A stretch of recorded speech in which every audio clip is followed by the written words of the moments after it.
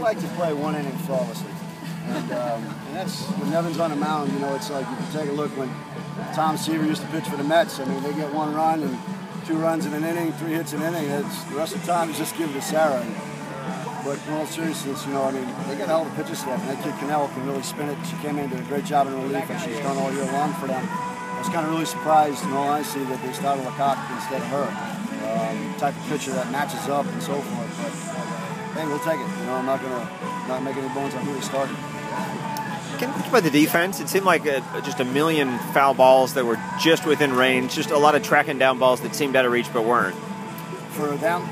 For you guys, for Kenshire on one side and Medina on the other. Yeah, that if you take a look at that, and that's a byproduct of jamming the heck out of good hitters, and trying to take the bad hit away from them. And snuck it out over the plate a few times, and one kid almost took Sarah's head off, and another kid almost took Salvador's head off, I think. So, but if you let them get extended, they're good hitters, obviously. But it's the old adage: good pitching stops good hitting, all the time. And I'll put that pitching staff that we have up against anybody in the country, and hopefully the selection committee can take a look at that going forth. Whether Notre Dame wins tomorrow, we win tomorrow. The bottom line is that both teams deserve to be in the postseason. Coach, it's 2 games in a row now that you've replaced Santos with Waite at second. Is that a defensive preference? Well, no, all year long we're taking a look at what we're doing there. Monica Santos is a very good offensive player for us and a pretty good defensive player. Danny Waite's got a little bit more athletic speed. So it's Sarah jamming them, that bloop over the head of the pitch, the second baseman and first baseman, and also that short jam job. I don't know if you noticed, Monica's 4'10", her legs just go like Fred Flintstone, in the car, and Danny Waite's a little bit more Gazelle-like, so we'll put the Gazelle out there in pitching situations.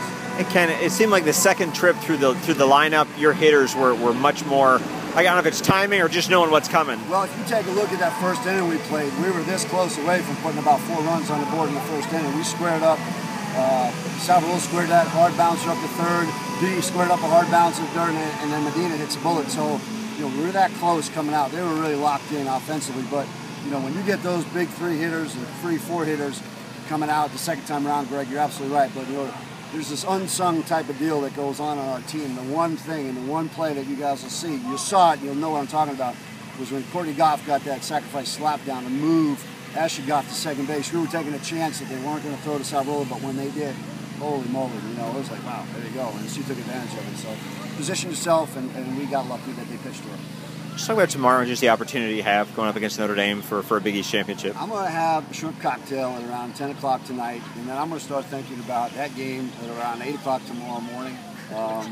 We've positioned ourselves well all year. It's nice to get a win against the top 20 team again, because, earlier in the year, and I hope everybody realized that Nevins was coming off knee surgery, November 30th, I believe, and she didn't really get healthy till about 13 games into the season.